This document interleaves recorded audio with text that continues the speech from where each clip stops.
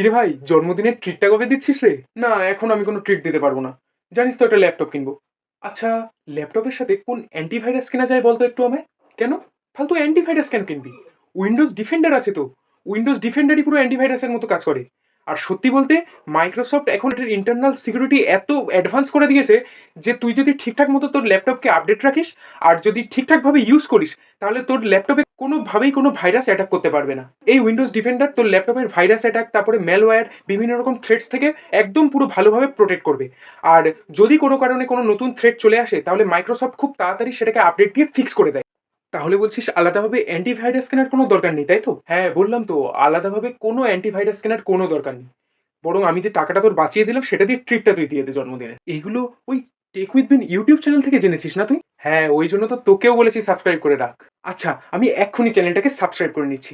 আর হ্যাঁ, তোমাদেরও বলছি সাবস্ক্রাইব করে নাও।